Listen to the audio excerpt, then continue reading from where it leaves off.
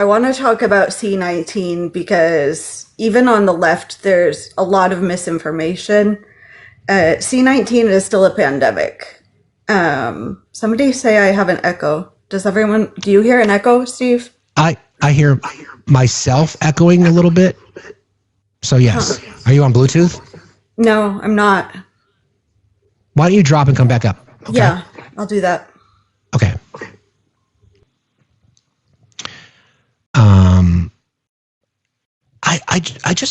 What I'm trying to figure out is like, why are these political footballs? Why are we passing this around like it's important politically, which it shouldn't be, but it should be incredibly important. I know it's money, but not to the voter. Not to the voter, it's not money. To the voter, it's just complete idiocy. It makes absolutely no sense. It makes no sense. People are going to lose their lives because of this kind of shit. Yes, YouTube is back up, friends. YouTube is back. Thank you, Sam. See, I aim to please. Hi, Liz. Hey, I'm on with headphones. Is it better? You're better. It's better. Thank you for doing that. I appreciate it. Yeah. Because I have enough voices in my head. I don't need any more. Okay. They're also saying in the chat it's gone. Good. So I was saying COVID is still a pandemic. Let's just say C19 just for TikTok purposes. Sorry, C19. Sorry. Okay. According to the WHO, and I actually have the page like right in front of me, the emergency phase of the pandemic ended, but it is still a pandemic according to the WHO. I have actually been blocked by some creators on the left for saying so. So I'm a bit frustrated with our own community not being willing to accept information about C19. And public health has absolutely failed on C19 from the start to the end, which it hasn't ended yet because it's still a pandemic. But the Biden administration is equally guilty because there was this policy of vax and relax. And that was partly because had COVID not, C19, had it not mutated so much, the vaccines would have been a lot more effective at blocking infection, but that wasn't the case. So it's mutated so many times that the vaccines can't keep up with all the different variants. So there are less hospitalizations, less unalivings, which is fantastic.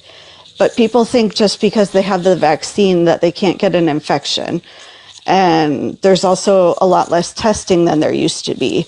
There are currently, and this is a massive undercount because of the testing, there are currently 1 million cases a day in the US.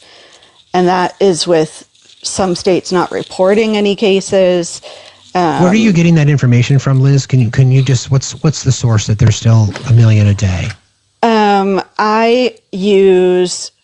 Well, people like researchers and other people who post articles in X, who post. I'd have to find the website. I'm going to pause you right there. So I would appreciate not making a claim like that without a source. I have to hold everybody to the same standards here. Okay? No, I understand. And I can put in the Discord the testing sites that people use that I see posted. Yeah, that's fine. Let's do that there, but not publicly in front of 1,300 people because I can't confirm that offhand. So I would appreciate that. So let's just not do that. I do have another study. I would actually have this study out for another reason, not for this live, but it comes in handy. It was just published August 30th, and it's from the University of Yale, Columbia, and the University of Michigan. And it did like a meta-analysis of studies of how common long C19 is. And long C19 comes from 36% of infections. So again, according to one particular, Liz, I have to caution you. I know you've got information that you want to share it. I understand. Just let me get this out, please. I understand. We live in a world now where we can tend to find information. You got to give us an opportunity to kind of to share that. So in the future for something like that, if you want to give us a heads up so that we can at least have a chance to kind of look at it, because what I don't want to do is just provide information that we don't have yet to confirm. I could think you can respect that. So let's just be very careful about how. Hang on. Hold on. Hang on. Let's just be very careful how we claim something to be true. Like we can say, according to this is what this information is saying. Without the ability for us to confirm it collectively, it's only what you're sharing. I think you can understand that. We try to be consistent with everybody here. It's the same way we approach everyone. Okay? I do, but I'm reading the study here, global prevalence of long C19, its subtypes and risk factors, and updated systemic review and meta-analysis by these 5 doctors. I guess, yes, Liz, I understand. I think I'm going to have to let you go. I appreciate you being here, though. Thanks a lot. We have to be careful, friends. We try to be consistent with everybody in the same. We can't. What we don't do here is try to make claims that we can't corroborate. We work really, really hard in this space. And Liz, I love you. You understand what I'm trying to say. We have to be very careful. We just have a commitment in our spaces that we don't share something that at least other people have had a chance to look at. So I just very, very careful about how we don't want to be involved in spreading misinformation. And I'm not saying what you were spreading, Liz, was misinformation, but without giving our community a chance to at least look at it, we just can't share it publicly. And that's what we're trying to do. Okay. Thank you. Appreciate that. All right. Just want to see what's going on over here. Okay.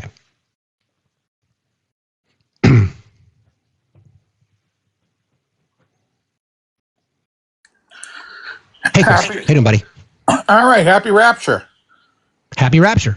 Yes, listen, indeed. If anyone wants to have fun today, this is what you do. Go get a bunch of blow-up dolls, fill them with helium, and go near someone who really believes in the rapture and release them into the air. It's a good idea. And that'll freak them out. That's a fabulous idea. I'd like to say to Ash from earlier, I'm in the same generation as Steve. We prefer the term vintage sperm as opposed to old sperm. That's just a personal preference. I'm shooting blanks, buddy, so I don't know about that anymore. It ages like fine wine. That's all I'm going to say. Oh, God. Anything else on your mind today, brother? This whole thing is a grift. I mean, Oz will be selling supplements for this, and RFK Jr. has to keep his whole scam going because that's how he's making all his money. Plus the fact he's absolutely nuts. Yeah, he is. Also, how come Trump? There's not more about Trump saying that hepatitis B is actually transmitted, so we should wait till the 12th. Well, I was going to get to that too. We're going to cover that. Yeah, that was the same. We should wait till the 12th. So what does that imply? What does that imply? Yeah, exactly. Mm-hmm. Exactly. So, all right, Steve, hold off for the next 6 games. I know. Buckle up. Talk to you later, pal. Thanks. Have a good day. See you later. I just want to address something. We've created standards here. We work really hard to hold ourselves accountable and to hold people in our spaces accountable. It's not that I was not saying the information that our previous guest had was inaccurate. We just didn't have a chance to vet it ourselves. And I hope people can respect that. We respect the integrity of this community. And the last thing we would want to do was to be able to unverify stuff. That's why whenever I read things, I tell you exactly where it came from. That's why we do it. And we just didn't get a chance to vet it. That's all. That information wants to get shared in our community. Give us a chance to vet it. Then we can look at it. We can have that conversation. That's the goal. So I hope people can understand that and respect that. Okay. All right. So just a few other things on this topic. I don't understand. I don't understand why this is becoming a public health issue, or why public health is a political issue. It does nothing, and you get what you had before. I guess screaming and yelling. This is my approach to it. This is how I would address it. You can't have it both ways. right? As a company, I've worked for many. I've worked for, as you guys know, I was a C-suiter in a Fortune 100 company when I left before I went out on my own, right? And one of the reasons I left the company is because I didn't like their return to work policy. That was one of the reasons that I left. We showed productivity increases. We had less call-outs. We had fewer sick days. We were turning our efficiencies were better. Our responses were better. We were hiring people. It was a draw because we had this policy, and all of a sudden it became this shift to bring people back to work. What the company mandated was you either get vaccinated with proof or you wear a mask and you get tested. Some people left. That's their choice. I respect that. The federal government, you're an employee. You're an employee of the federal government. If they mandate vaccines, that's their right. You don't have to work there. You may not like it. That's just the way it works. There was no complaint before about GIs, government issue. Anybody who's a veteran in here knows this. You don't get a say in the matter. You're a fucking guinea pig, no doubt about it. But that's what you sign up for. So again, you just think C-19 was the first time that happened? You think healthcare professionals are walking around unvaxxed? Of course they're not. There's a social contract that we are all obligated to abide by. The free-thinking conservative right doesn't agree at the end of the day. They just don't agree. They don't want to be told what to do. But yeah, you guys are fine telling other people what to do. You don't want to be told that your employer said get a vaccine, but you're fine with the government telling women what to do with their fucking bodies. You're totally fine with that. You're totally fine. You don't want the government telling you that, or whatever. You don't want your employer telling you got to wear a mask because MAGA men are afraid of fucking paper masks, for example. You don't want that to happen, but you're totally fine with the government cutting funding for kids to eat in public schools. You're fine. Totally fine with that. Make it make sense. Just be consistent.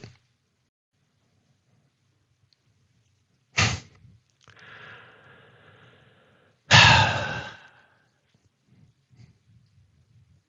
don't know. It's so wild to me. Well, we should not be surprised because during that rally in Arizona when Grindr was crashed and there was a spike in increase in trans corn on Pornhub, Stephen Miller, who is, I'm not going to even say he's manifesting Joseph Goebbels. He is Joseph Goebbels. The way in which he speaks, what he says, how he says it, who he says it to. This is the person, in my opinion, that is the most dangerous in our current government because of the fact that he has the president's ear and a lot of the information that he shares gets in the public sphere quickly. And I will play this for you. I was back and forth if I wanted to or not, but it's scary shit. And these are the things that we need to be paying attention to. Prevail over the forces of wickedness and evil. They cannot imagine what they have awakened. They cannot conceive of the army that they have arisen in all of us. Those trying to foment hatred against us, what do you have? You have nothing. You are nothing. You are wickedness, you are jealousy, you are envy, you are hatred. You are nothing. You can build nothing. You can produce nothing. You can create nothing. We are the ones who build. We are the ones who create. We are the ones who lift up humanity.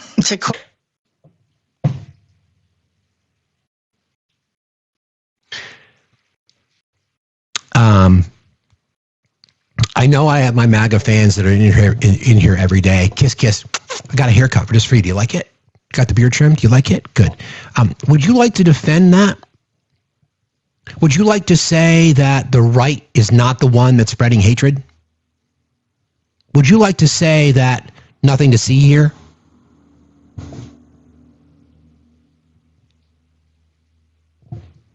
And you wonder why we have to call this shit out? And yeah, thanks, Tiff. And you think that liberals don't build things? Dude, we fucking own your shit. We own your shit. You get all that you have because of liberals. We outwork you. We're smarter than you. We're more compassionate than you. We've achieved more in life than you. We produce the bulk of the GDP in our country. We employ the most people. We provide more to the federal government. Far more creative. Much more handsome. Couldn't resist, sorry. So what you do is you go in front of a crowd of people that are there. I thought it was a memorial ceremony. I thought it was, to eulogize a racist, fascist bigot. Apparently not. But you're standing there channeling Joseph Goebbels from 1930s Germany, and you wonder why we make comparisons to 1930s Germany? You're standing there echoing the rhetoric from 1930s Germany, and you wonder why we call you Nazis and fascists? You wonder? You really wonder? You don't like it. Maybe you don't do it. There's 9 Nazis at a table, and you sit down and claim you don't support Nazisms. There's all of a sudden 10 Nazis at a table. This is what he had to say again. And evil. They cannot imagine what they have awakened. They cannot conceive of the army that they have arisen in all of us. Those trying to foment hatred against us, what do you have? You have nothing. You are nothing. You are wickedness. You are jealousy. You are envy. Wow. You are hatred. Wow. You are nothing. Wow. You can build nothing. You can produce nothing. You can create nothing. We are the ones who build. We are the ones who create.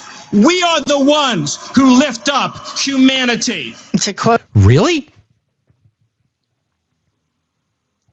Really? Does that sound like somebody who wants to lift up humanity? After the first assassination attempt on the president's life, what did Joe Biden do? He went out publicly from behind the Resolute desk and said, "This has got to stop. We got to turn the temperature down. This has got to stop." After Charlie Kirk was killed, what did President Trump do? The radical left are to blame.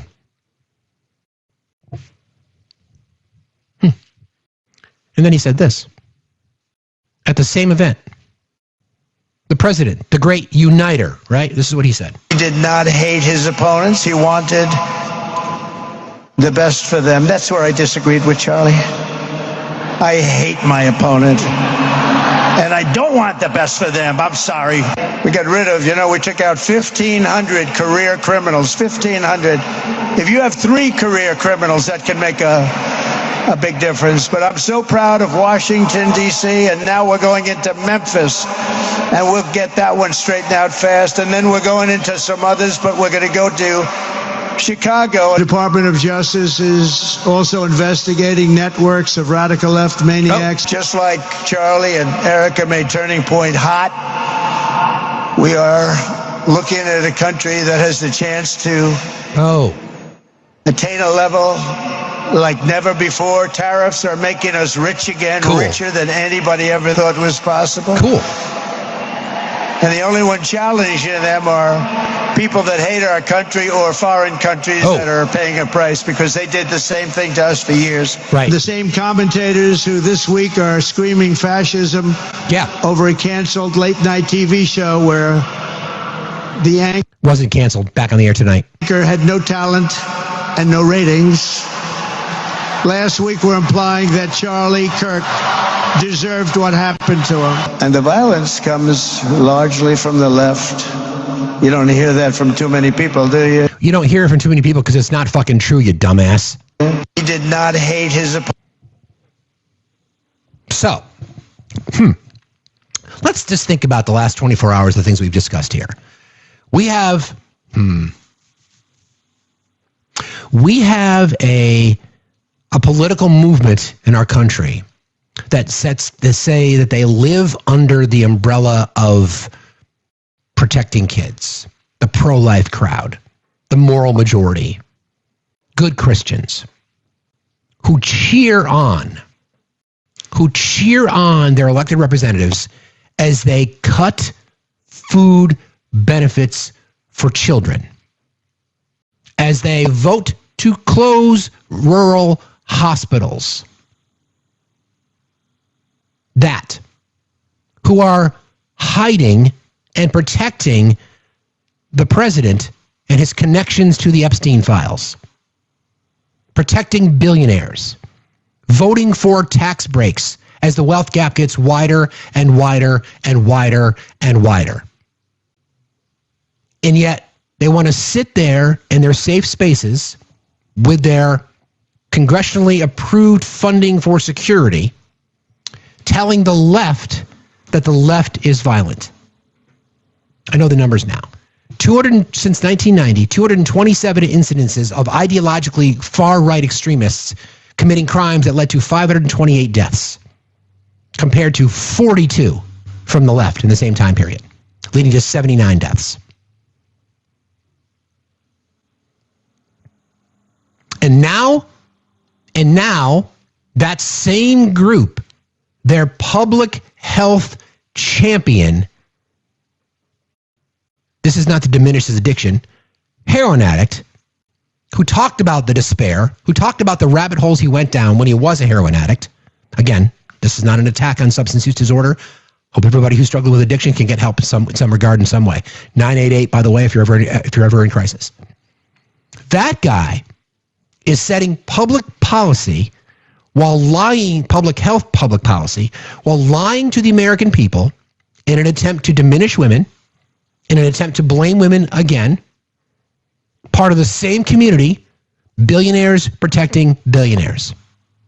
A society built by people who look like me to benefit people who look like me, to protect people who look like me. At what end? At what cost? People are going to fucking lose their lives because of public health policy. Public health should be investing in helping the American public, not harming them. And then Stephen Miller goes in front of a crowd of bloodthirsty people who look to canonize Charlie Kirk, to make him a martyr, a guy who was a despicable human being. Two things can be true. I despised everything Charlie Kirk stood for. I think he was a grifter. I think he's a racist. I think he's a bigot. I think he's a transphobe. I think he's a homophobe. I think he's a white Christian nationalist. And I don't believe he should have lost his life for speaking his horrible views. I'm a political content creator. I'm a streamer. I'm up here every day sharing my beliefs. Should I lose my life because of that? No, I shouldn't. But for that community to claim that the violence is coming from the left, they could watch that statement. I've said this before. The reason that people don't think Charlie Kirk was a racist, bigot, transphobe, homophobic, Christian nationalist, etc., is because they're racist, bigoted, homophobic, transphobic, Christian nationalists, etc. They don't think what he said that black women had to steal white women's spots because they're not intellectually capable enough to solve problems, whatever the quote was. I've got it someplace. The whole black pilot thing, right? You don't think it's racist because you're a racist. That's not what he said? Really? That's not what he said. Want to bet on that? Want to bet on that? It's not what he said, huh? Okay, I'll go to the tape. Let's do that. Give me a minute. Everybody, please keep tapping and sharing. Let me just check something real quick.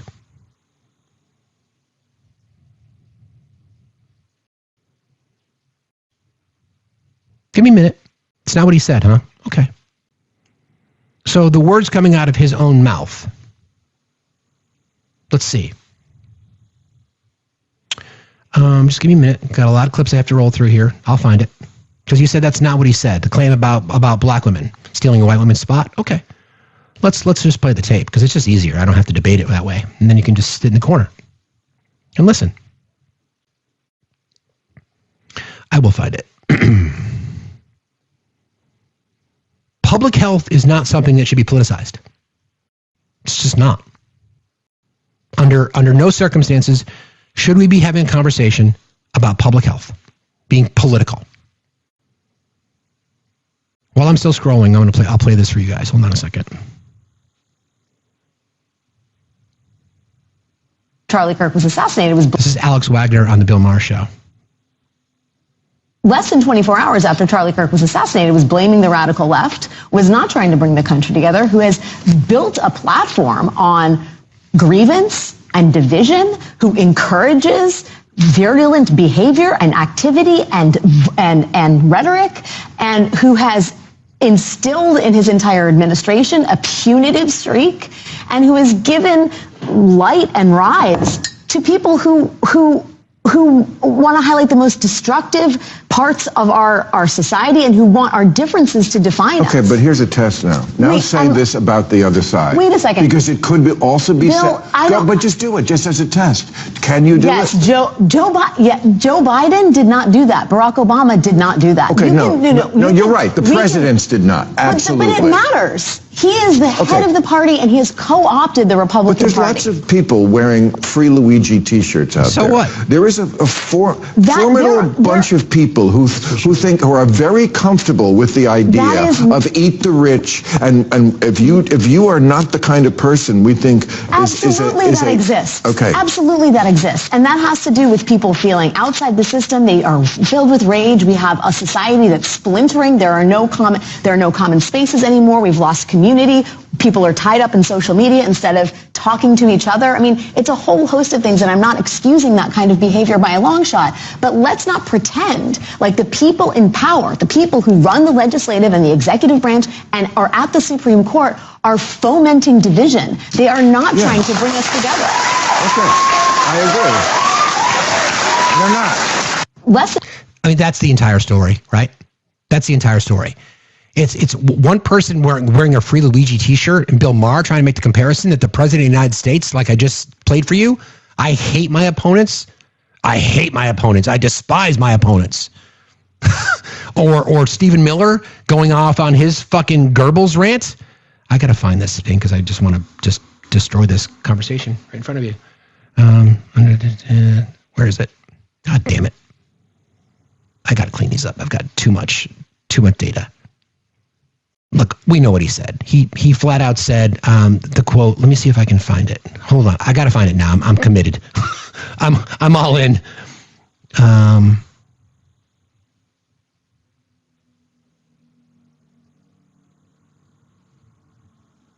Is this it?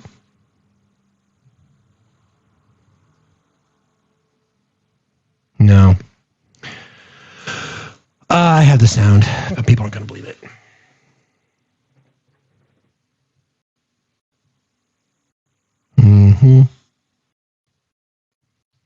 Sorry, guys. I appreciate your patience with me.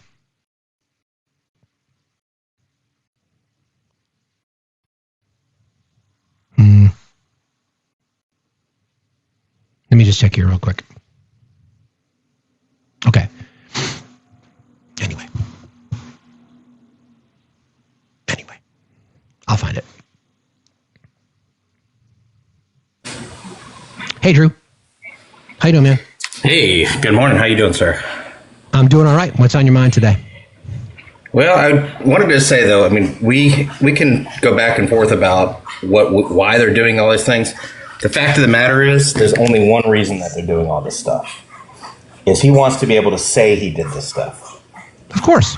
That's what it boils down to. Do you remember the first administration? Do you remember that list they put out of all of his accomplishments? Oh, yeah. That were just like statements about is doing this or is going to do that. You know, none of it was real. It was all just stuff that he said he did. And he didn't actually do any of that.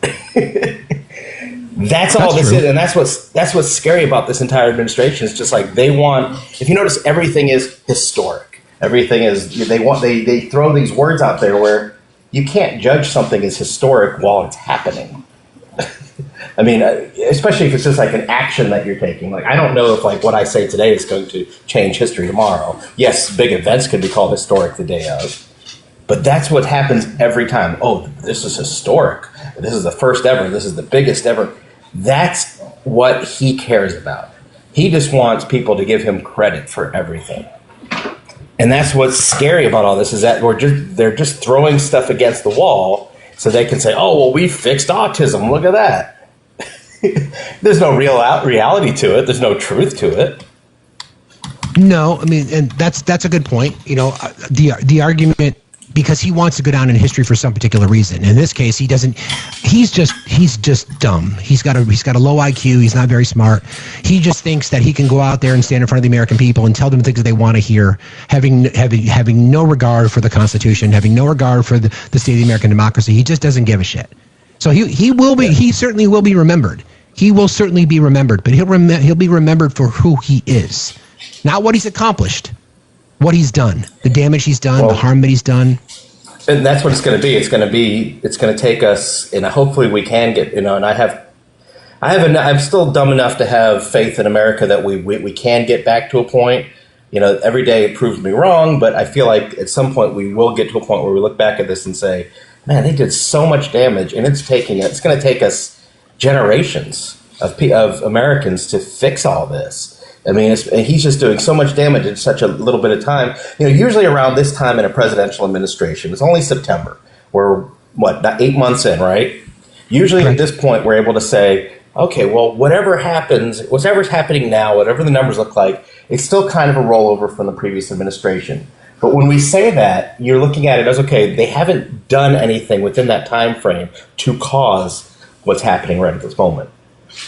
Like everybody was like, with Biden, they were saying, oh, well, look what happened. But we could point and say there's nothing that he did specifically to cause the things that we were seeing his first 6, 8, even 12 months in office.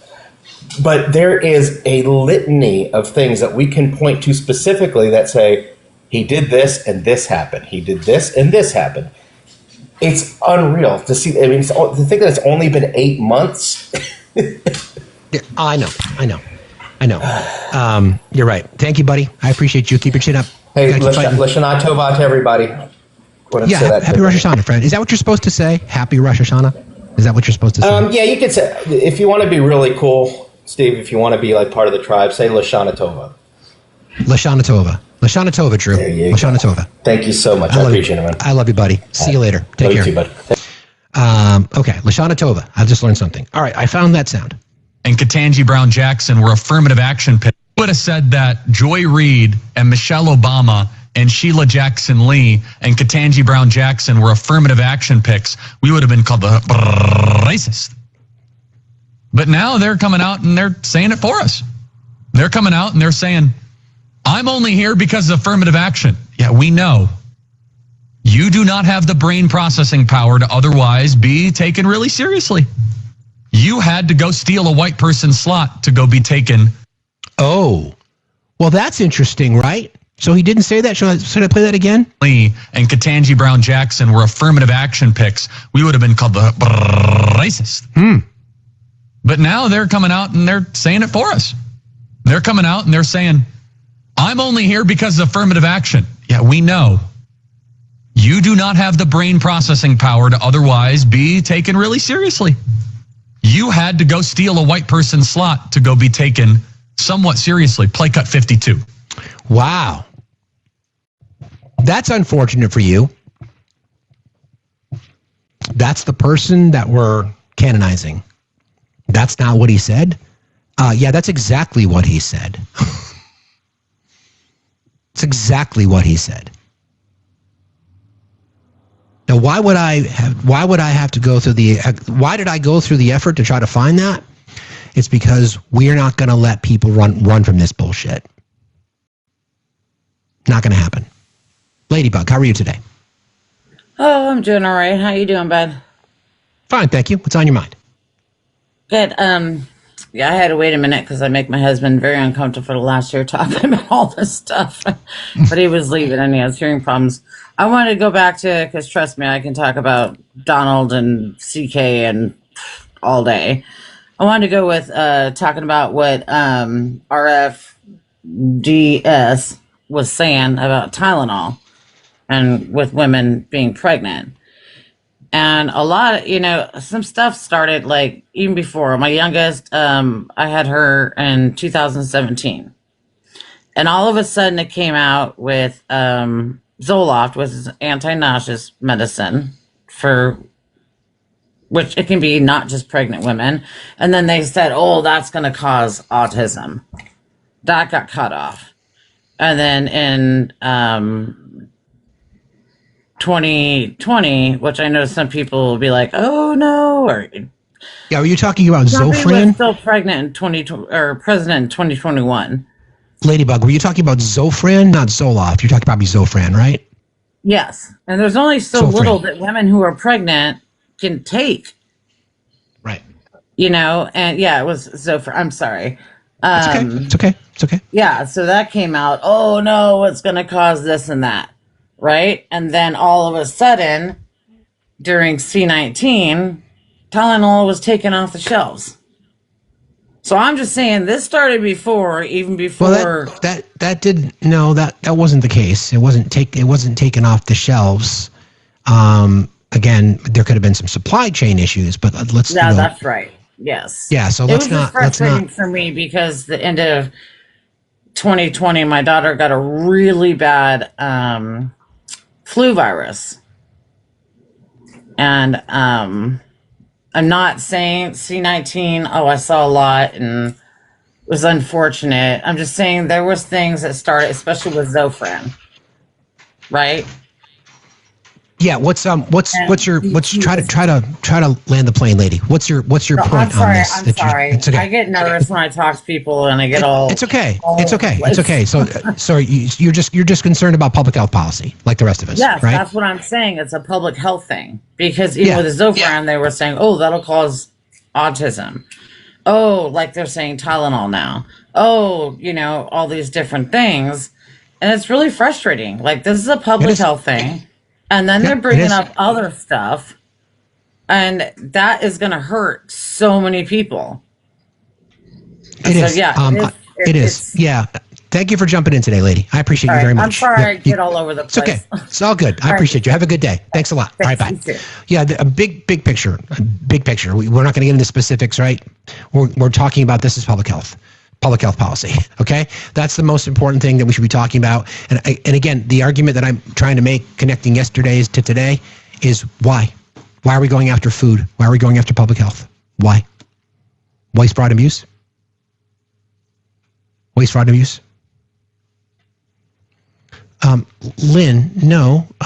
It's got nothing to do with. It's got to do with our commitment to the space. We just have to be very careful about the things that we do here and how we say them. And it's no disrespect. Liz won't take that personally. Liz respects the rules and the guidelines that we use here, and neither would Jujibug. Right. So, okay. I want to go back to, we're not going to stop covering the Epstein story. Because I think I played you guys, or I went through yesterday the issue with the Alex Acosta's testimony. So this was Mark Wayne Mullen. Mark Wayne Mullen, again, Oklahoma senator, who is, I think he's the only senator who doesn't have a degree. I think it might be the case. I think he might be the only one. But this was talked about before when the story first started to break. He's trying to run cover. And so he just flat out lied here. A sweetheart plea deal that was made underneath the Obama administration with Epstein, right. That's not and that sweetheart has not been exposed. No, it was 2000. Not? Well, when was the case heard? It was 2008. It was the U.S. attorney at the time was a guy named Alex Acosta. Yep. He was a Bush appointee. He went on to become President Trump's Secretary of Labor. Correct. It all took place in 2008. Who was in office at the time? 2008, George W. Bush. Who was in office at the time? George W. Bush. No, 2009 is when the case came out, and No. it was and Obama was in office at the time. It's not true. There was It's just flat out not true. Who was in office at the time? Bush. Who was in office at the time? Bush. Bush was the president in 2008. The election didn't happen until the fall of 2008. Obama was inaugurated in 2009.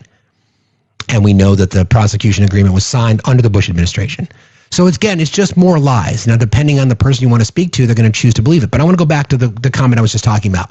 We went through this exercise yesterday about how red states in our country, and I'm trying really hard to make this an us versus them, right? So this was the graphic I had up yesterday. Just as a reminder, right? This is one of the examples, right? It's us versus them, right? The us being the billionaire class, the rest of us.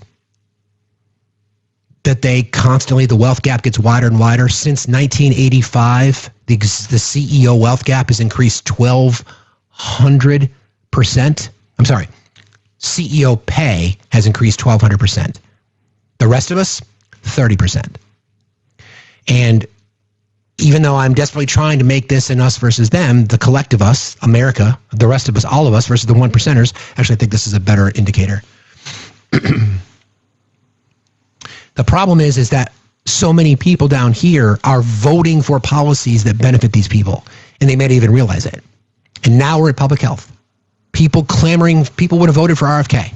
People were on the edge. Didn't want to vote for Trump, decided to vote for Trump because of RFK. And he's the guy that is now leading public health policy. Hang on one second here. Let me just double check something.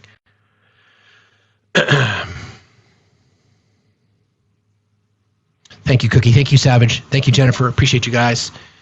Savage says, the Tylenol background, you like that? Cool. Jennifer says, thank you for all the information you provide. You're an embarrassed American. I'm with you, Jennifer. I agree with you, sadly. Chrissy says, daily goal. Thank you, Chrissy. I appreciate you so very, very much. And we just bang that out, guys. Thank you very much. Appreciate you all. Everybody that donated over $5 today will go into a drawing, and I will pick a winner, and tomorrow morning we'll announce it, and that winner will get to choose an item from the merch store. So let me just say thanks. There you go. You guys are so kind. Again, we are crowdfunded here, so anything goes to the cause. And tomorrow we'll be announcing a push to help our community get your boy here over to YouTube. So that'll be coming tomorrow. So thank you guys very, very much. I don't think I have... there's Victoria. Yeah, I know he's speaking at the UN. I don't want to watch it. Hi. Good morning. How you doing? Good morning. Good morning. I noticed you've caught a lot of women bots in the chat today. You know, love it on Daddy Trump. It's weird. It's really weird. Maybe. It must have been my haircut, and my beard trim. That must have been what it is. And the nail polish. You know, that soy boy thing you got going on. That's right. Yeah. You know. Anyway, so yesterday was a shit show. But happy Rapture Day, guys. We made it. Sky Daddy let us stay. I guess he said that I had better things to do here on Earth. So here we are. Correct. Much to my dismay. Anyway, yeah, so Steve and I actually talked offline yesterday about the press conference because Steve was curious about my pregnancy experiences. And yes, I took Tylenol, although I don't remember because I'm trying to block out my second pregnancy a lot because it was so miserable. I was in so much sciatic pain from it. But this is just asinine. Like the whole thing's asinine. Pregnancy is not inherently easy or safe. And the idea that we have Tangerine Palpatine up there saying, you know, oh, you can't, you shouldn't be taking it, or you should only take it if you have a really high fever. Bro, you're not a doctor. I'm going to need you to stay out of the magic portal universe. Like, let's leave that to the experts. And yeah, just, it's ridiculous. It's fucking ridiculous. And, you know, there's these misconceptions around caffeine, and all I can see with this Tylenol situation, which is acetaminophen. And look, guys, I said it. I have speech issues, and I said acetaminophen. So what does that tell you? Acetaminophen. Acetaminophen. And thinking on this, they're going to make pregnancy inherently harder. That's their goal. They're going to make it so that you can't drink coffee while you're pregnant. You can't eat certain foods while you're pregnant. You have to be healthy while you're pregnant. And I can just see that writing on the wall. I can just see the path forward here. And we have to push back. We have a number of medical professionals coming out saying this is unacceptable. This is actually harmful to pregnancy. This is harmful to maternal mortality because we have to make sure it's bad for the fetus as well, the baby that you guys so desperately want to be born. And yet here we are. It's just dumb. And for everyone saying Gilead, yeah, it will I fully expect them. I would not be surprised if they ban caffeine during pregnancy, ban those things during pregnancy, as well as ban you using pain medicine when you give birth. And I would challenge any man to go through the pregnancy simulator, and then we'll talk about pain management. I've done that, and nope, I'm good. Don't need to do that again. Yep. Having been in labor multiple times and not known, because I just thought it was back pain. I'm glad you brought that up the way that you did. I'm still trying to find the why. Now, it's easy we can point to the money, and we know that obviously there's always a cause and effect, but why are we focusing on food? Why are we focusing on public health? To what end? To what is? I'm trying to figure that out. We know. So the argument was waste, fraud, and abuse. I get it. Fine. No, whatever. That's your argument.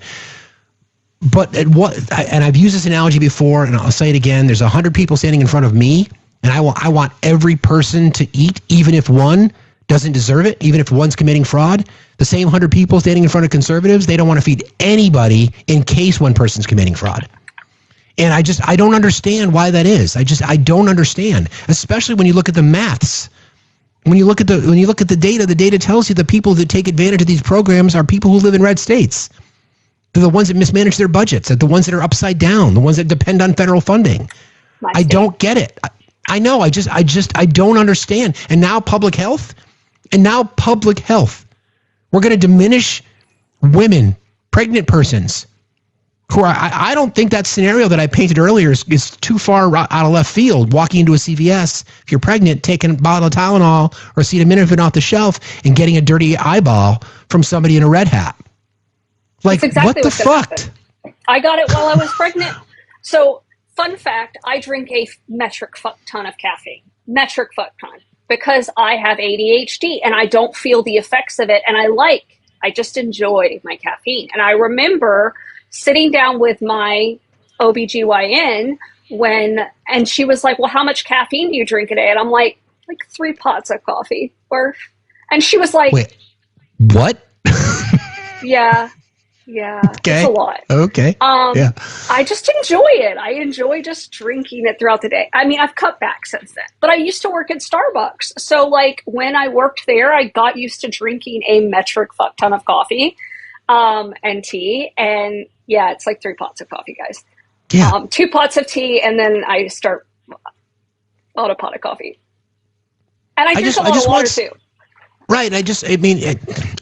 Anyway, I just want that to make sense to people. To me, we can talk about the bullshit of taxation policies and foreign affairs, et cetera, et cetera, et cetera. But we're talking about food and public health. Anyway, do you want to plug, Victoria? Yeah, I know. And the point to all that is, I remember my doctor literally saying, well, she was like, well, it makes sense if you've already maintained this. I was a runner too at that time. I was running 2 to 5 miles a day, depending on how I was feeling. And I ran throughout my first pregnancy the entire time. And she literally said, she was like, well, I guess that's okay. Try to cut back if you can, because I have patients that I'm literally trying to detox off of certain illicit substances that are prevalent in Tennessee. So I'd rather you be drinking caffeine than having to deal with the other side of this. So this is part of that. Each body is going to be slightly different, and we should not be trying to police every single person, no matter what. So, all that to say, I'm Victoria Broderick, and I'm running for Congress in Tennessee's District 4.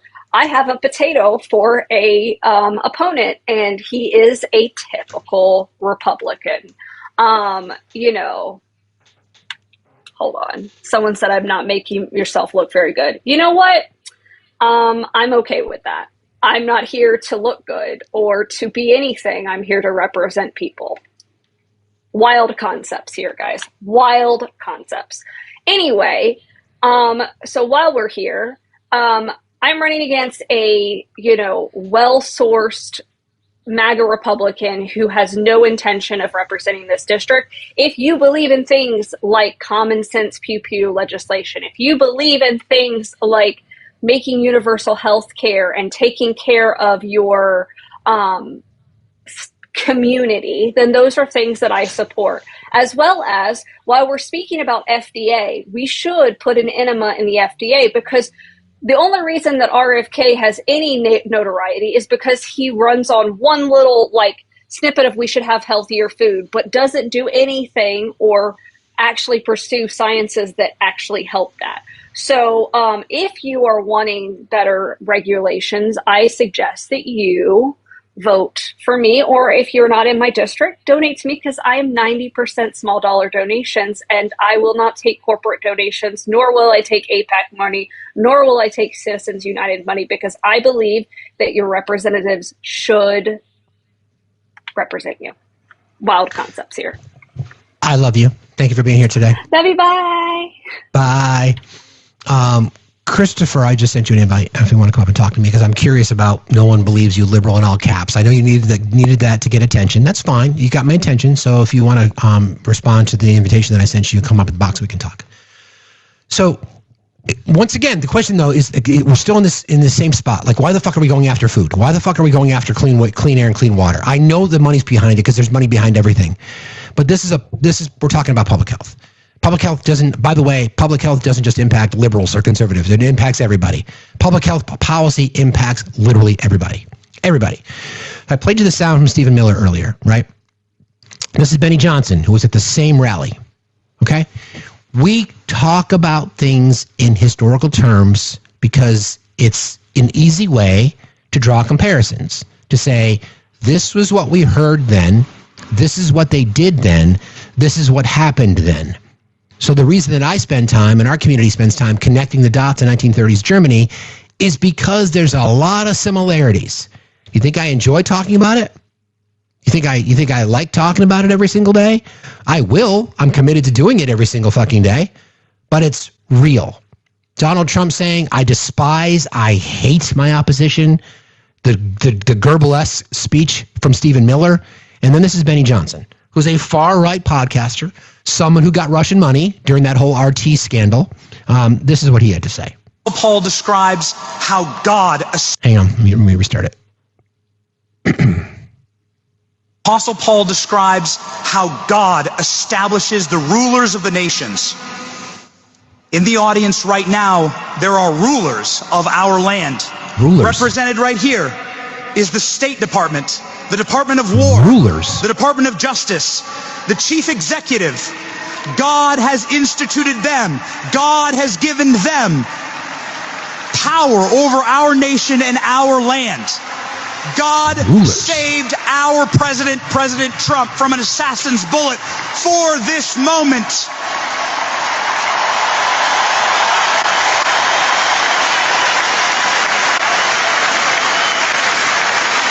And of course, the entire crowd stands and erupts, standing ovation.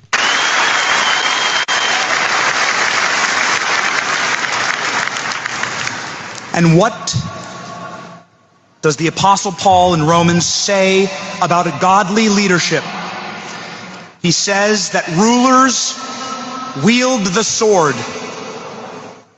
for the protection of good men and for the terror of evil men. May we pray that our rulers here, rightfully instituted and given power by our God, wield the sword for the terror of evil men in our nation, in Charlie's memory.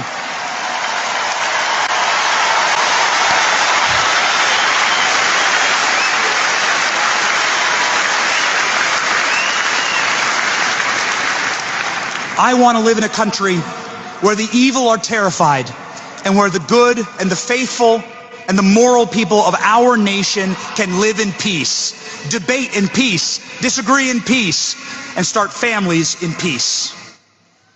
And so we want to thank the administration for being here and carrying out that godly mission of wielding the sword against evil. Apostle Paul. Yeah. Benny Johnson, prominent voice, far-right extremist, Christo-fascist, white Christian national, referring to elected officials in our country as rulers First of all,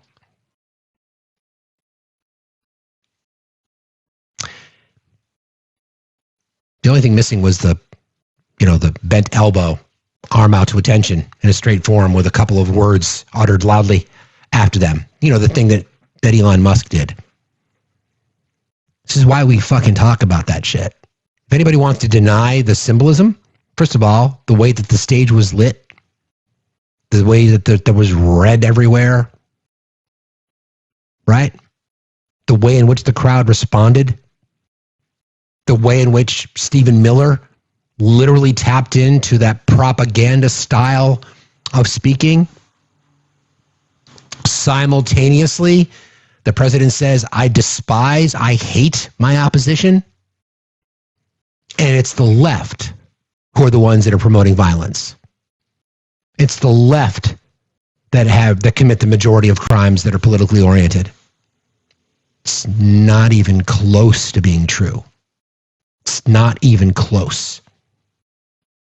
It's not a conversation that the far right wants to have because the data would prove them wrong. But that's, of course, their entire MO. We never gave up. Sustaining, how are you today? Gave in their values. Sustaining, are you there? Sustaining, are you listening to the Sustaining? Are you there? Forged. I don't want to listen to that.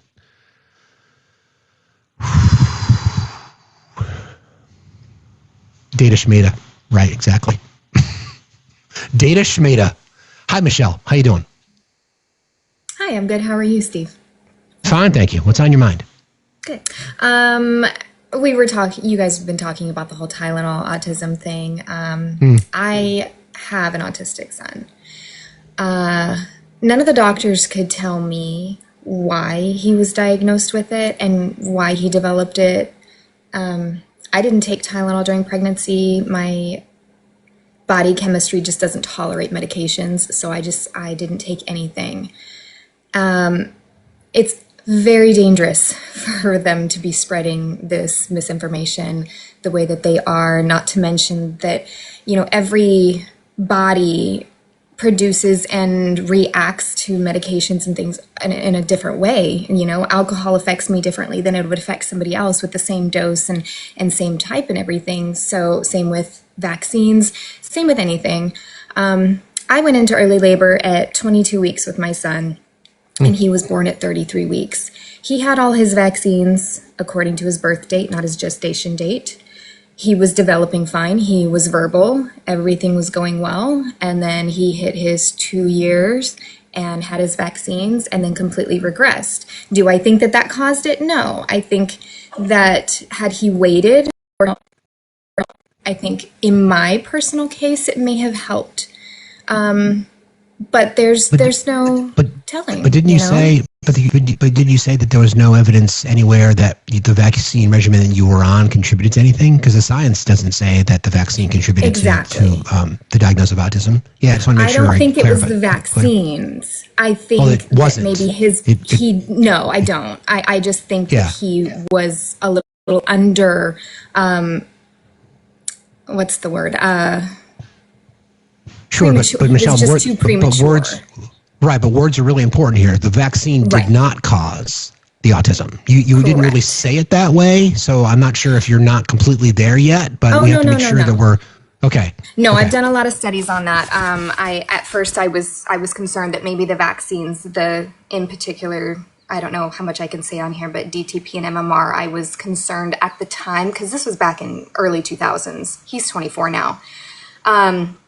There was concern around that time because of how high the rates were increasing then. That was debunked. That set my mind at ease. All the doctors and specialists we had seen said we really don't have a correlation to what may have caused it.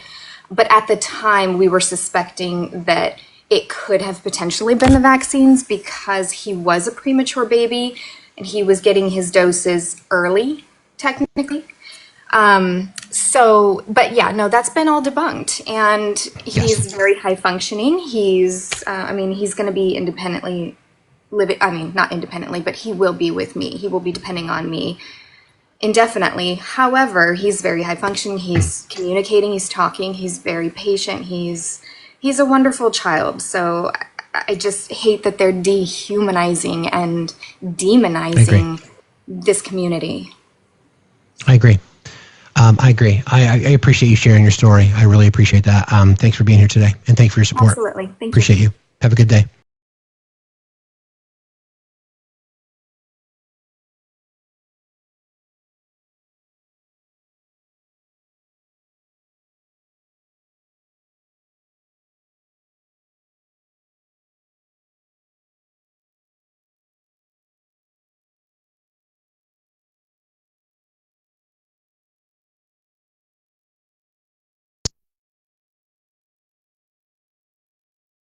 Really helping us out today. Like I said, anybody who donated $5 or more today will go into a drawing.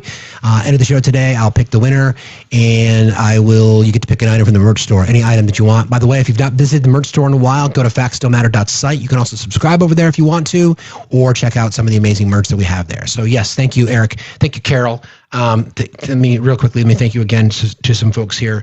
Andrew, thank you so much for entertaining and educating every day. I appreciate that, Andrew. Char, I got you. Thank you so much. Let me go here real quick. Kevin said, you deserve a beverage of choice. Thank you, bro. I appreciate you very much. Dana, as always, thank you. Savage Mom, Jennifer, Chrissy, and big shout out today for Ryan for your $100 donation on the Blue app. I thank you for that, Ryan. Appreciate you. Okay, let me bring up Thomas. Good morning, Thomas. How are you today? Good. Hey, I was actually didn't catch that last guest's name, but I have a friend of mine they're just in the early stages of finding out that their daughter may be on the spectrum, and I was just going to ask if I could get her. I was going to send her a message, trying to figure out, instead of just saying like, "Hey, let us know if you need anything," which obviously people never ask. I was curious to find out if there were any suggestions about what actual things people could do that would be helpful. That way we can just do them instead of asking them. Necessarily. Does that make sense what I'm saying? Because like if you say like, let us know if you need something, people will never ask. Yeah, I guess I'm a little confused about your friend's medical conditions or like. No, sorry, okay, sorry. I just wanted to get that. I just missed that lady's username. I was going to message her. That was just up. I didn't know if anybody knew. Maybe in the chat people could let me know, or if she's still here, maybe she could shoot me a message. But I was just trying. Yeah. She said she has a son. It's right there. It's Michelle. Oh, okay. Michelle Christine. So follow them. This is what we do in our community. We put people together. So there you go. It's Michelle Christine. I'm not sure if you can see it there. Michelle Christine 13. Okay, perfect. Okay. Thank you. Hey, appreciate it, man. Thank you. No problem. Have a good day. See you later. I love putting people together. It's just the best. It's just the best. Got a few more folks that have requested. Let me bring up some more folks. Everybody keep tapping and sharing, please. We'll go to noon today and see if we can get to, let's see if we can get 400K in likes. Hazy, how are you? Or Hezzy, how are you today? I'm good. I'm great. So I am a mental health practitioner. I'm also the mother of a wonderful, amazing autistic boy. And I wanted to just, and I'm also an advocate, not only for autistic people, but also neurodiverse people like survivors of early child abuse, which also can affect the way the brain and the nervous system develops. I do a lot of work within the IEP realm with my clients. And I just want to clear a few things up. First and foremost, and actually I did see somebody in the comments to say the same thing. When we talk about autistic people, we want to be careful and not talk about them in their ability to function, right? High, low functioning actually comes from where we got the term Asperger's, which he was a Nazi. And he wanted to place himself, there's those, and then there's us that function highly.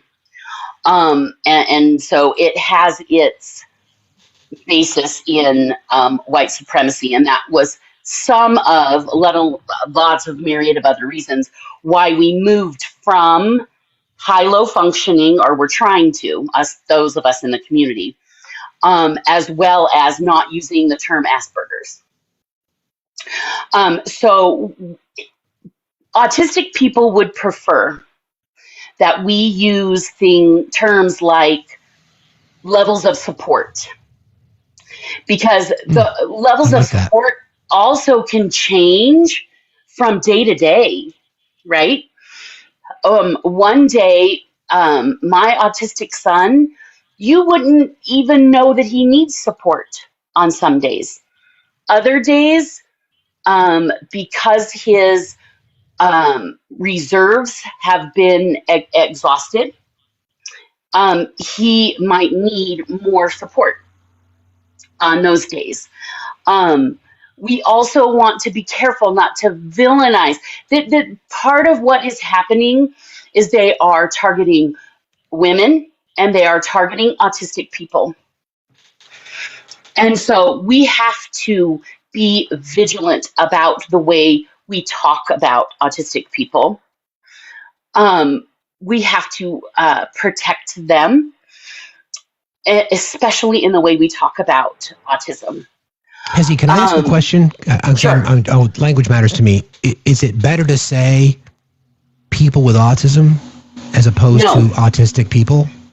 No, actually, autistic by and large like to own their identity as being autistic, because the problem has been throughout the past 20 to 30 years is that I don't even like, I try to be careful about even calling it a diagnosis, because it's more of a diversity in the way that our brains and our nervous system is wired. And so it's this idea of trying to... I struggle with that, though. Let me say, I struggle with that because I don't want it to be someone's identity. I mean, again, I can't speak for the community. It sounds like you have a lot more knowledge of it, but I'd like to ask members of the community how they feel about that, because I don't want to get it wrong. That's the first thing. And I think, too, some of it depends on where somebody is in their journey. It's this whole idea of trying to embrace who you are and the way your brain is wired, as opposed to seeing it as something that is stigmatized and that you're broken. Yeah, I think we can debate that, though, because like you wouldn't say it's like anything else. I'm not comfortable with that language, to be honest. It could just be me. Like I would rather. It probably is you, and some other people too. This has been a debate within the neurodivergent communities or neurodiverse communities. But by and large, within the neurodivergent community, people who are autistic, they prefer personhood language. But you're speaking for the community. Yes, I am. Okay, but is it appropriate for you to speak for the community? Because I'm neurodiverse as well. So how would you prefer to be preferred? That's a personal thing for you. Like you would prefer to say they would prefer, though. That would mean that everybody feels the same way about it that you do. So perhaps you would prefer to say a person with autism or autistic people, or whatever that might be. That doesn't apply to everyone, though, right? Wouldn't you agree? I think if we look in the comments, there are some folks that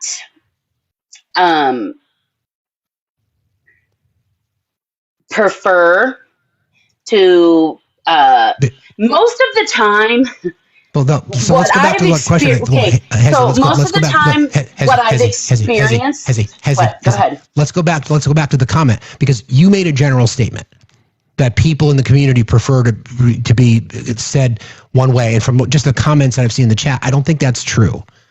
I don't think that's true. You can speak for yourself, certainly how you would like to be referred to, and I think that's totally fine. But we can't generalize, right? We can't generalize an entire community. No. Okay. Because you did that. I'm saying it depends because you did that. Okay. But you did that. Okay. Sure. I think it depends on where somebody is in their journey, in their experience, learning about who they are. But I've been traveling in these circles for well over 2 decades as an advocate. And it really, I think it depends on where they are in their journey. Parents often, there's a difference between how parents feel about that. I think autism stemming, a lot of things have been so deeply stigmatized that there is a lot of fear and around embracing that identity.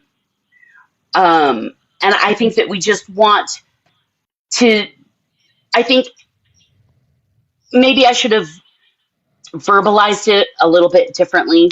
That's all I'm saying. Yeah, that's all I'm saying. Because what we try to push back for often all the time is these bold generalizations. Because you can't say just because you prefer it, that because you implied that everyone wants it to be said that way. And just from watching the comments alone, that's just not the case. So I think we just have to be careful about how we say things, because they do matter. Like, I don't want to other somebody. I don't want to, I work really hard to try to learn through these things, and we're all on this learning journey. So how you would prefer to have it referenced is one thing, but it doesn't apply to everybody else. That's all I'm trying to say. Sure, Fair? Absolutely. And I think too, it really depends on the circle in which you are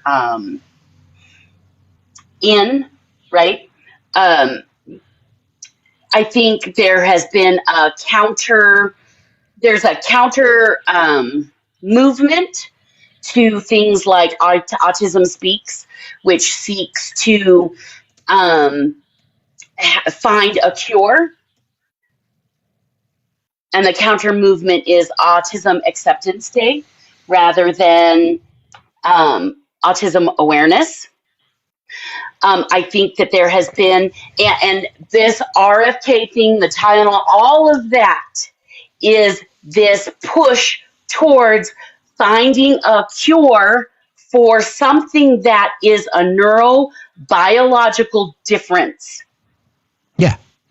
Right. Again, first of all, Hezi, I've got a few more people that have requested, but I appreciate you coming in. I just think the cautionary tale for all of us is about generalization, and that may not have been your intention, but I think we realized talking through this that we just have to be careful how we say things. That's all. But I appreciate you coming in today and I think we want to be. I think that the important thing is here, and what I've been trying to say is we want to be careful because it's not a disease. Correct. Exactly. It's a diversity. Exactly. That's right. Right. Thank you thanks for jumping in again today, Hezi. I appreciate you very much. Thanks a lot. Sure. Words matter, and the chat's divided on this, which is why I like you guys are the smartest fucking chat in TikTok, and that's why I like to have these conversations. Right? It matters. Like I don't represent the community. I don't want anybody to feel othered, especially if someone's making a statement that they wouldn't necessarily agree with. We could have our own opinions on how we would like to be referred to as within the community. I'm not in it. I just want to make sure I get it right. So I don't think I missed your point at all. I think I got her point exactly.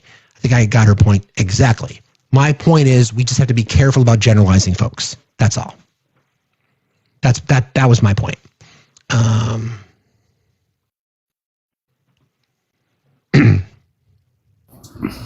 Hi, Heather. How are you?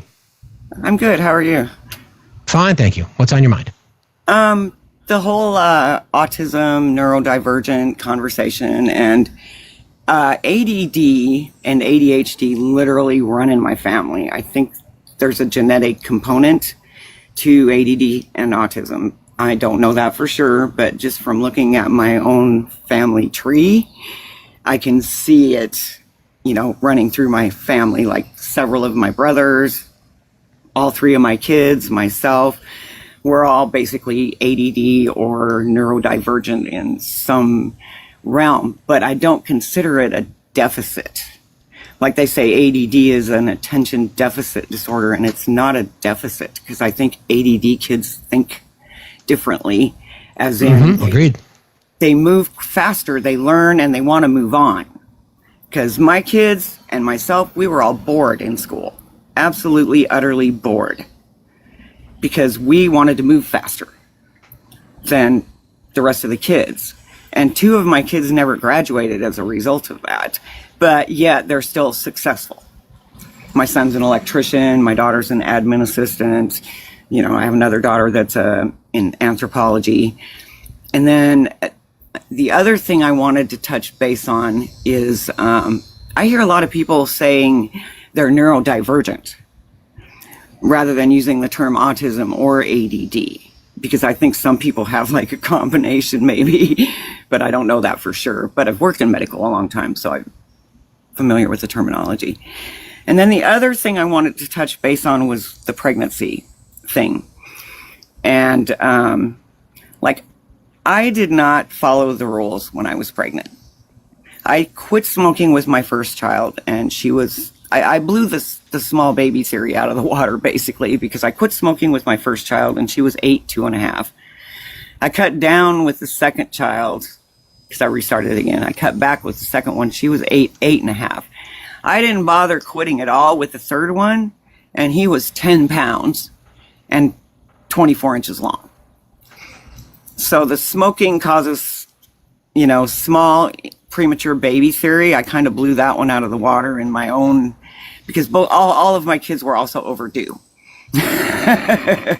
And none of them have any major health issues other than the inherited ADD neurodivergence.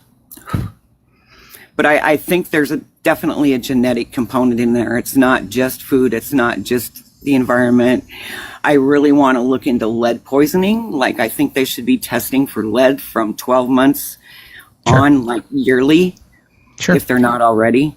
Because I think lead poisoning could be a big factor, because there's still lead pipes everywhere. There's a lot of old schools that probably still have lead paint on the walls that's peeling off. Oh, no doubt. So I really want to push the lead poisoning idea, because I think we need to look into that more. I agree. I just, language matters. It really does. And that was the only point that I was trying to make. I'm not everybody's flavor. So I have strong opinions about things, and words matter, because words get us into a lot of trouble now. And I just think ambiguity around someone's intention, I think, is the damaging part. So I don't know the appropriate term. I'm not in the community. I mean, I certainly have ADHD. I'm not in the community. I don't know the appropriate. That's why I was asking questions. So if people are offended by that, then that was not my intention. But where is the feeling offended coming from? Is it because you want to be generalized? Is it because we're still missing the words, the appropriate definitions? Somebody in our mod chat just said maybe we should look at this the same way we look at pronouns. I don't know. But I think it's a conversation, because we try to provide voices for as many communities as we can in our space. That's kind of one of the things that I'm the most proud of, what we've created here. So I would rather hear from people in the community, specifically in the community. You've been told that they're autistic, or that they are a person with autism, or that they are on the spectrum, or they're neurodivergent, or they're neurospicy, or they're neurosparkly, all these kinds of terms. Yeah, I love that one personally. I love that one. So that's all I was trying to say. But I appreciate you jumping in, Heather. Thanks a lot for joining us today. As always, I appreciate you. Have a good day. You too. It matters. It may matter to me more than to many, but it really matters to me, right? So I just want to make sure I get it right. I don't like generalization, because we would be hypocritical if we accept far right communities generalizing immigrants, generalizing black people, generalizing women. So I just want to be careful. I really like neurosparkly. I really like neurospicy. Those two things really kind of get with me. Okay. Sorry, just this stuff matters, and I just want to make sure we get it right. That's all. Hi. Good afternoon, Steve. How are you today? I am fine. Thank you very much. And yourself? Yeah, not too bad, thank you. Just wanted to work on those Anglo-American relations that we talked about yesterday, briefly, in my mod announcement. And just let you know... Oh, sure. Actually, I'll take a quick break. I'll be right back. Go ahead, Steve. Times edition, September edition, on the Reform UK conference. And this is an article by Ollie Haynes. His influences were confined to fringe events. Asim Malhotra, to U.S. Health Secretary Robert F. Kennedy Jr., took to the main stage to deliver an address titled "Make Britain Healthy Again," a reference to RFK Jr.'s campaign slogan. The British cardiologist claimed it was, quote-unquote, highly likely that the C-19 vaccines have been a significant factor in the cancers and the diagnosis of the King and the Princess of Wales. He also claimed that mRNA vaccines can alter genes, and that the COVID mRNA jabs have likely unalived or seriously harmed millions of people across the world. Needless to say, there is no evidence whatsoever for this. So, do with that what you will. What we can see is that we are experiencing exactly what you were over here. And I think that's kind of my point in wanting to read from some of these articles, because it is happening exactly the same over here with the same people funded by the Heritage Foundation. It is all connected, and it is just, I despair. I don't know what else to do than keep doing what we're doing. I agree. Thank you for jumping in, as always. I appreciate you for being here. Thank you so much. Steve. All right. Bye.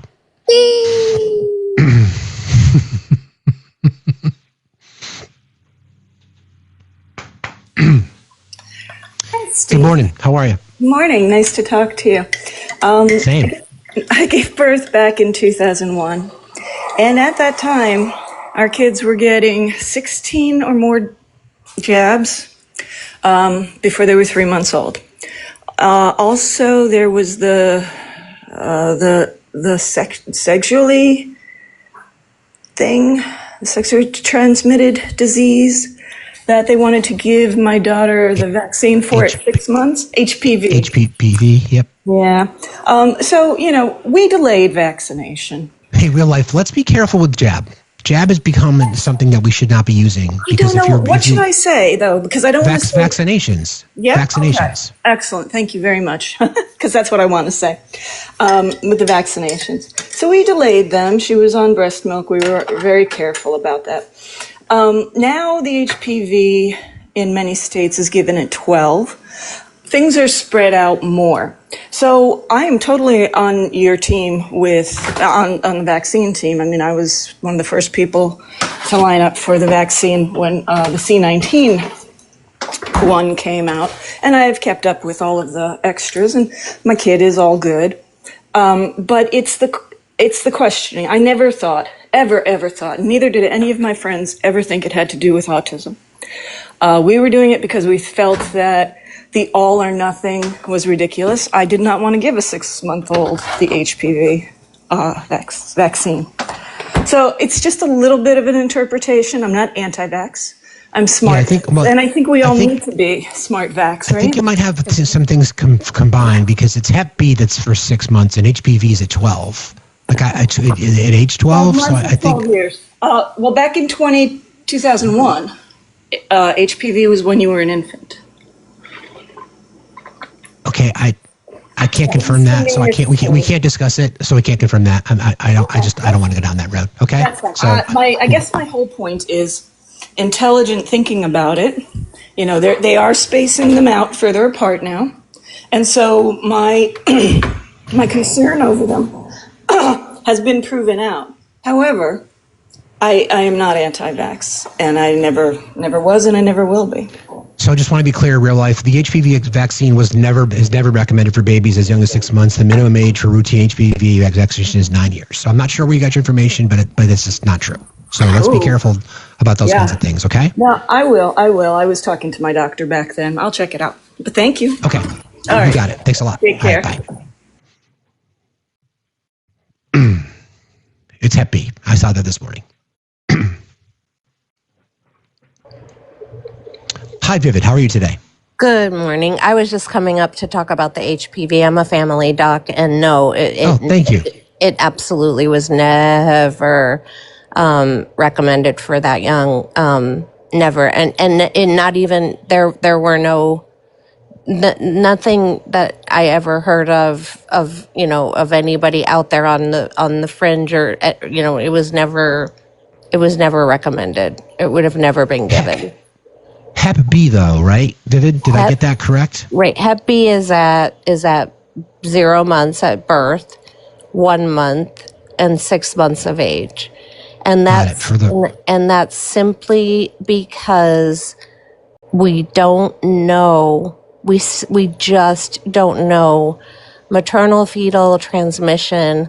I think there's a 90% rate of transmission if it's there, and it can be there. It can be there for simple reasons. Not every test is correct. Sometimes you can be converting antibodies.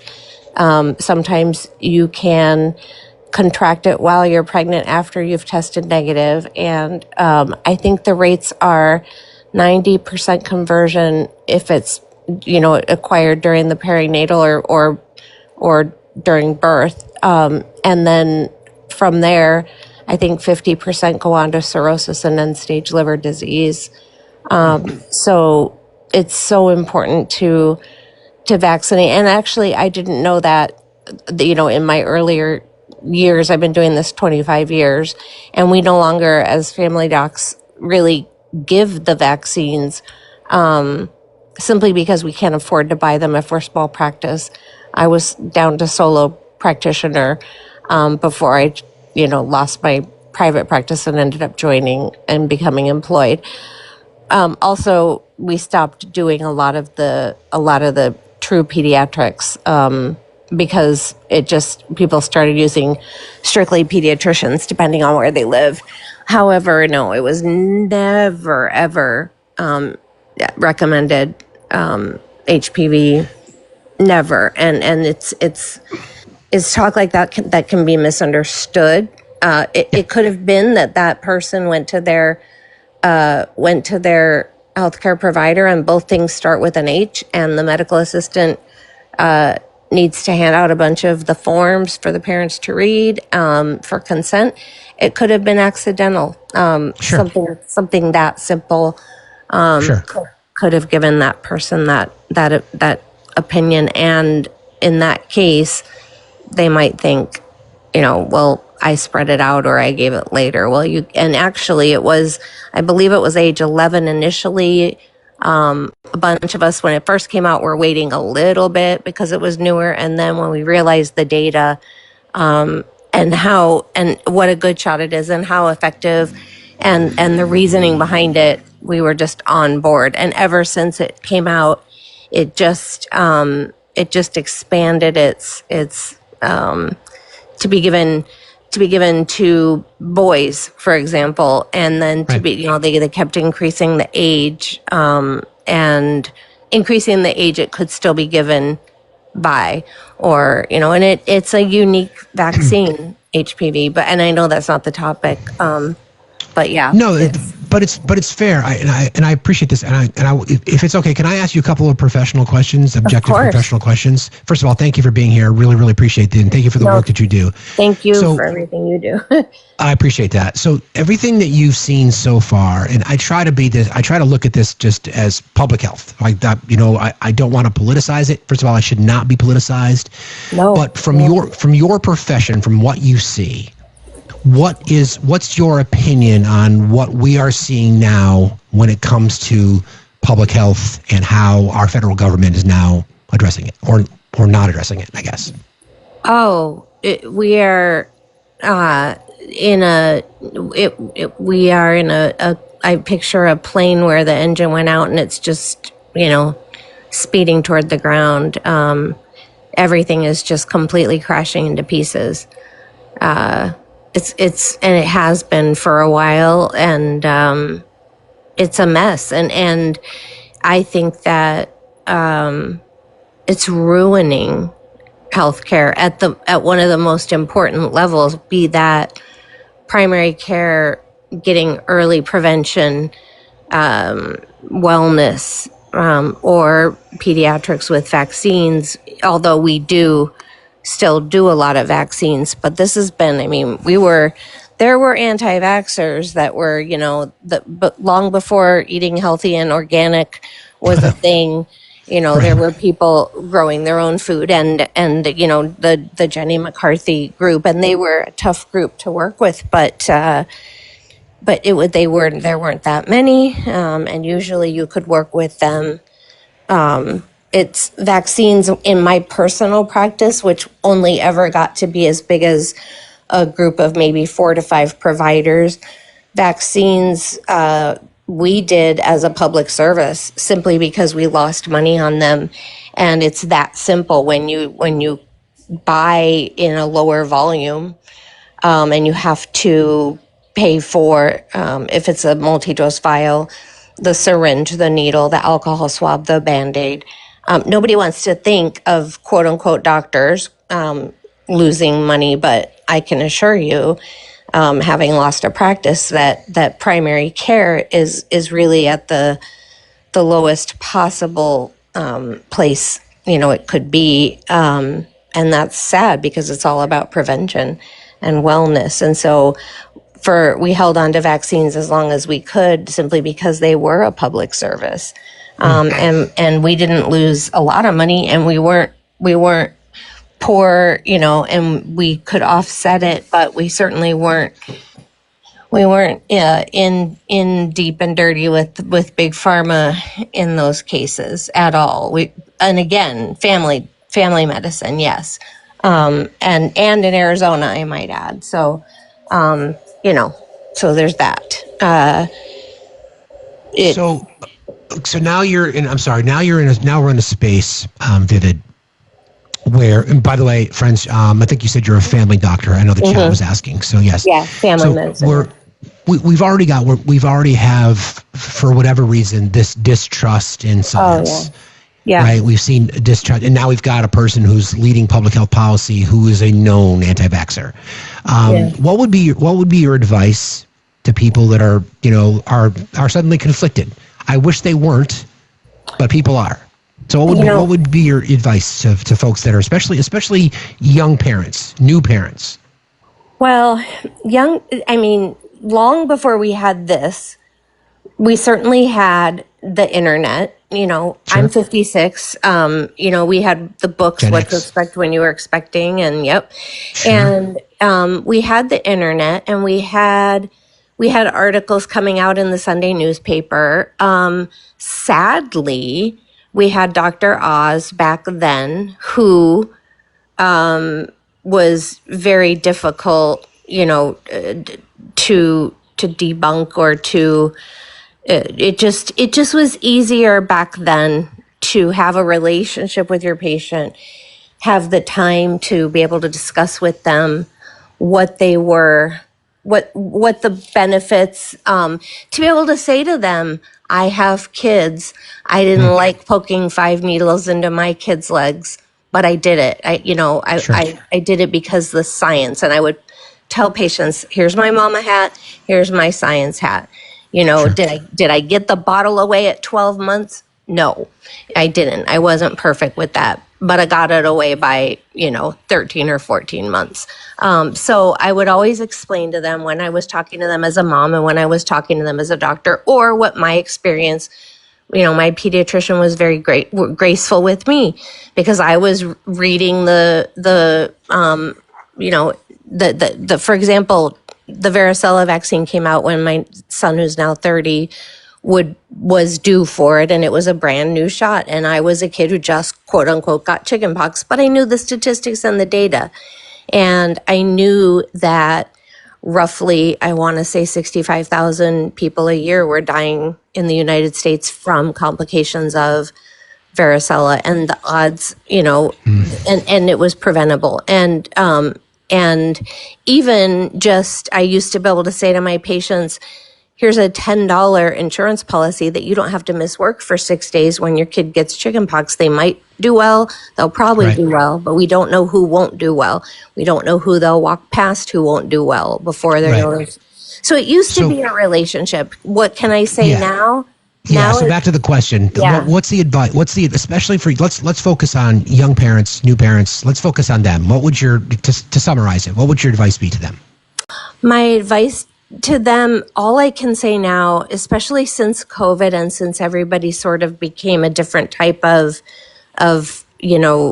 consumer of medical information, my advice to patients now is simply giving numbers, talking about risks without trying to scare them, talking about benefits, talking about the reasons why the ages are the way they are, talking about how long we've been doing this.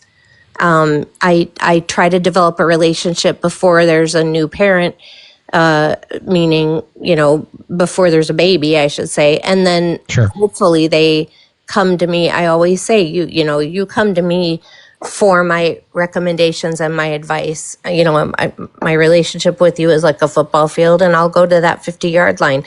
I'll tell you what I know. I'll explain why. I'll do my best. I'll use personal examples, and I'll tell you what I did do when I was in your shoes. I'll tell you what I would do. And it's always scary.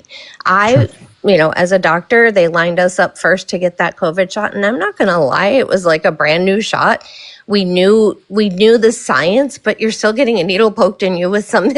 It was a scary time.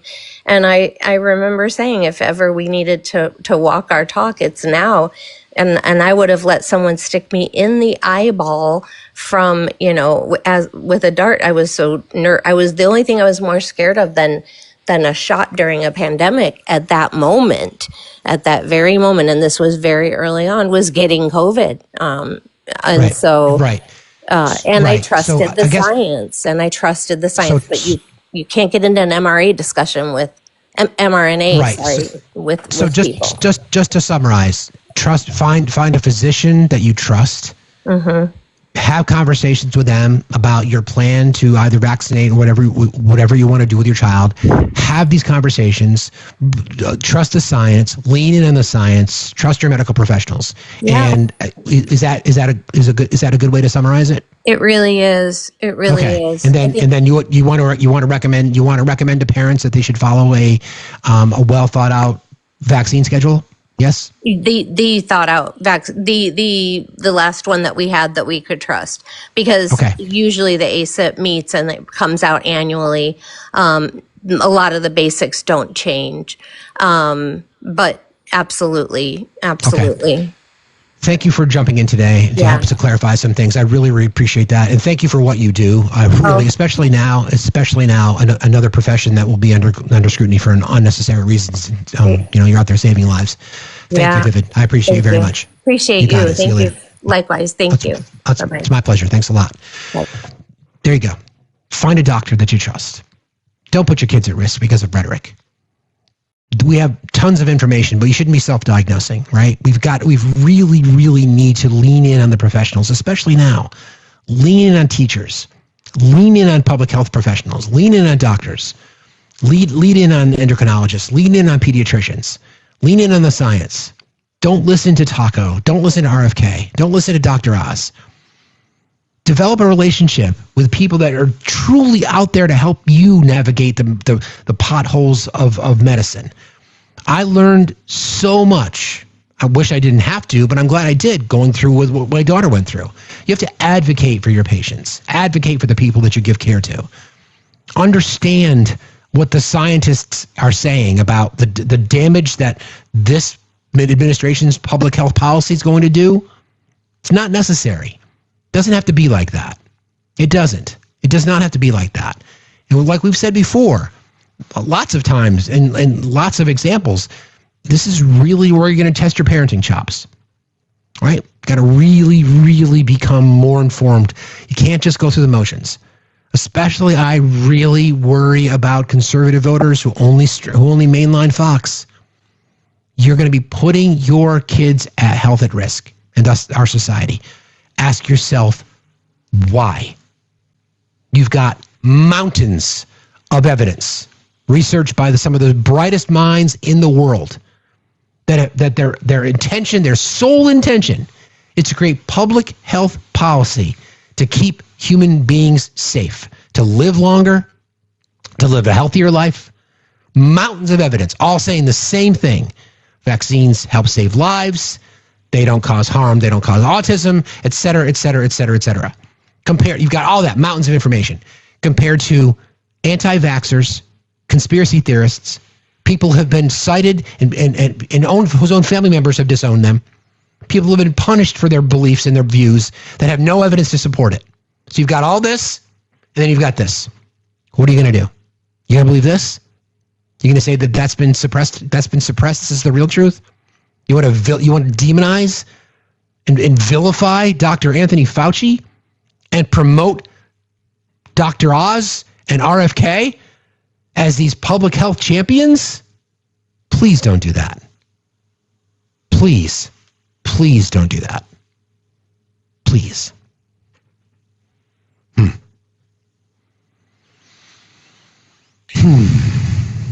Hey, Feisty. How are you, friend? I'm fine. How are you this morning, Steve? I'm doing all right, thank you. What's on your mind? I've just got one thing to say about the Tylenol issue. I'm 76 years old. I have a son, one child, a son. He'll soon be 46 years old. I took Tylenol during my entire pregnancy. I gave him Tylenol. As far as I know, he still takes Tylenol. The only problem he's had from that was his poor choices in girlfriends and wives. That's it. That's all I know to blame it on. Poor choices in general. Poor choices are poor choices, right? Exactly. Exactly. Yeah. I just thought I'd add a little humor today because... I appreciate that, Feisty. I appreciate that. Thank you very much, friend. Have a good day. Be safe out there. Yeah, we've all made our own share of poor choices. No doubt about that. All right, we've got time for one more guest today, and then we'll wrap.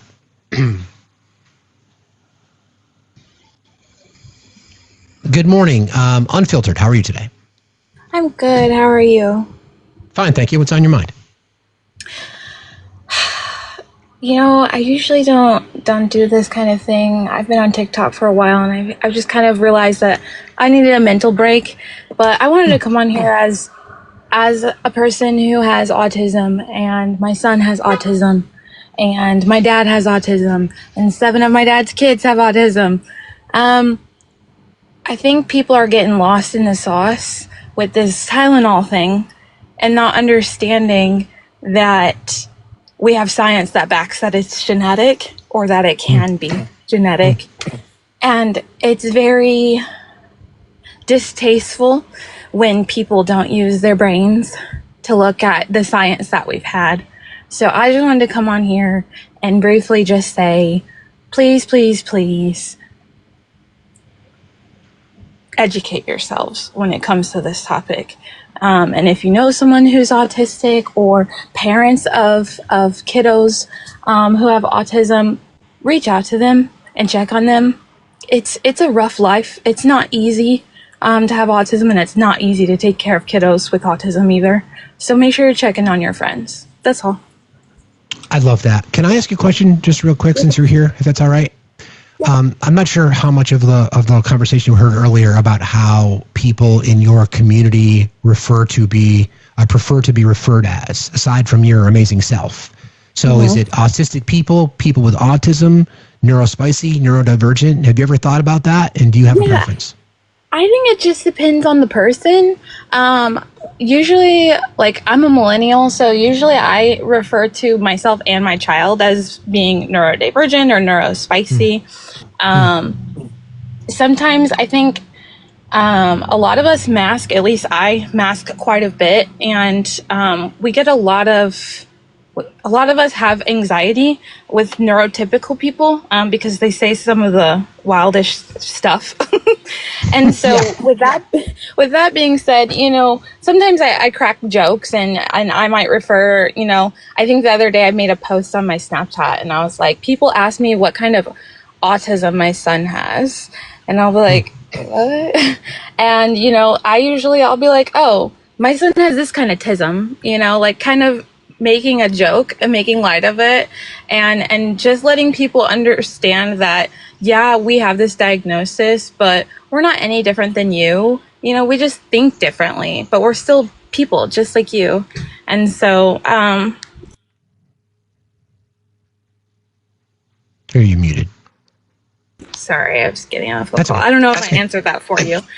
No, it did. It did. I mean, like you said, to each his own. There's just no generalization. Just ask questions, right? Just ask questions, ultimately. Yeah. Thank you for joining us today. It's a pleasure to meet you. I appreciate you being here. Yeah, of course. Have a good day. Be safe. Glad I asked. So, breaking news here. Let's see. What do we got?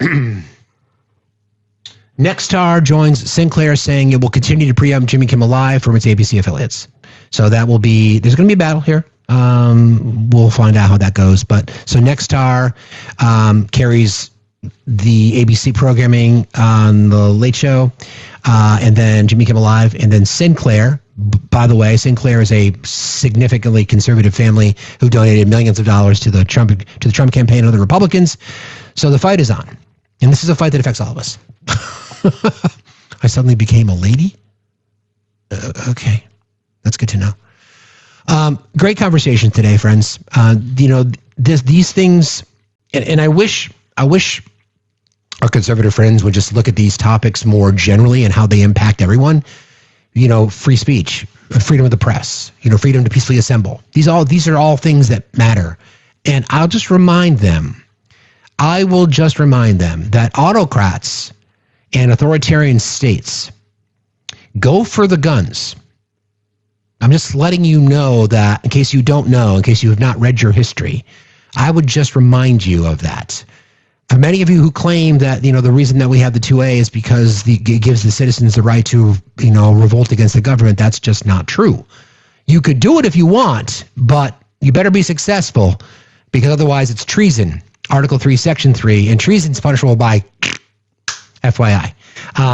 Again, thank you, everybody. Thank you to all our amazing guests today. Thank you for your kindness, friends. And I'll go back and look. Everybody who donated today, at least $5 will go into a drawing. I'll do the drawing tomorrow morning on the show. The winner will get any item that they want from the merch store. So let me just check in with the mod teams, because they'll tell me what to do. Who are we going to raid, friends? I would assume the usual people. Is Danny live? Wouldn't mind raiding Danny again. Thank you, guys. Appreciate y'all very, very much. Go raid Danny. I'm just gonna confirm. Yes. Let's see.